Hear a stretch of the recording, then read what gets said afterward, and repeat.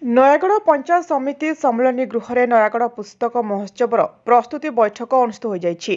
ଏ ବୈଠକରେ ପୁସ୍ତକ ମହୋତ୍ସବର ମୁଖ୍ୟ ପୃଷ୍ଠପୋଷକ ତଥା ନୟାଗଡ଼ ବିଧାୟକ ଡକ୍ଟର ଅରୁଣ କୁମାର ସାହୁ ମୁଖ୍ୟ ଅତିଥି ଭାବରେ ଯୋଗ ଦେଇଥିଲେ। ସମ୍ମାନିତ ଅତିଥି ଭାବେ ନୟାଗଡ଼ ପୁସ୍ତକ ମହୋତ୍ସବର ଉପଦେଷ୍ଟା ତଥା ଜିଲ୍ଲା ପରିଷଦ ଅଧ୍ୟକ୍ଷ ଇଞ୍ଜିନିୟର ଦେବାଶିଷ ପଟ୍ଟନାୟକ ଯୋଗ ଦେଇଥିଲେ। ସଭା ପ୍ରାରମ୍ଭରେ ସାହିତ୍ୟିକ ଶ୍ରୀଧର ସାହୁ ପୁସ୍ତକ ମହୋତ୍ସବ ସମ୍ବନ୍ଧରେ ସମ୍ୟକ ଧାରଣା ଦେଇଥିଲେ। ନୟାଗଡ଼ ସହରର ବହୁ ସାହିତ୍ୟିକ ସମାଜସେବୀ ବୁଦ୍ଧିଜୀବୀ ଓ ସାମ୍ବାଦିକମାନେ ଉପସ୍ଥିତ ରହି ସେମାନଙ୍କର ମତାମତ ଦେଇଥିଲେ।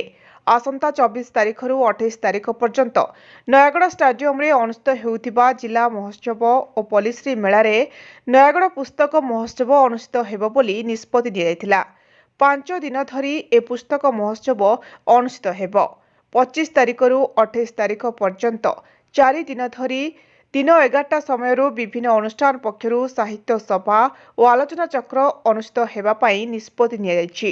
ସାହିତ୍ୟ ଅନୁଷ୍ଠାନ, ସେତୁବନ୍ଧ, ସମ୍ବାଦ ପରମ୍ପରା, ଲେଖକ ପରିଷଦ ଓ ତଥାସ୍ତୁ ଅନୁଷ୍ଠାନ ପକ୍ଷରୁ ସାହିତ୍ୟ ସଭାର ଆୟୋଜନ କରାଯିବ। ନୟାଗଡ଼ ପୁସ୍ତକ ମହୋତ୍ସବକୁ ସରସ ସୁନ୍ଦର କରିବା ପାଇଁ ନୟାଗଡ଼ ବିଧାୟକ ଡକ୍ଟର ଅରୁଣ କୁମାର ସାହୁ ସମସ୍ତଙ୍କୁ ପରାମର୍ଶ ଦେଇଥିଲେ। କିଛି ନଥିବା ସ୍ଥାନରେ ସବୁକିଛି ନୟାଗଡ଼ରେ ହୋଇପାରୁଥିବାରୁ ଡକ୍ଟର ସାହୁ ସମସ୍ତଙ୍କୁ କୃତଜ୍ଞତା ଜଣାଇଥିଲେ। ନୟାଗଡ଼ବାସୀଙ୍କର ସାହାଯ୍ୟ ସହଯୋଗ ଲାଗି ନୟାଗଡ଼ରେ ସବୁକିଛି ସମ୍ଭବ ହୋଇପାରୁଛି ବୋଲି ଡକ୍ଟର ସାହୁ ବକ୍ତବ୍ୟ ରଖିଥିଲେ। ଶେଷରେ ସମାଜସେବୀ ଉମର ମଲ୍ଲିକ ଧନ୍ୟବାଦ ଅର୍ପଣ କରିଥିଲେ। ନୟାଗଡ଼ରୁ ଭାସ୍କର ଚନ୍ଦ୍ର ସ୍ୱାଇଁଙ୍କ ରିପୋର୍ଟ, ଜ୍ୟୋତିପ୍ରଭା ନ୍ୟୁଜ୍।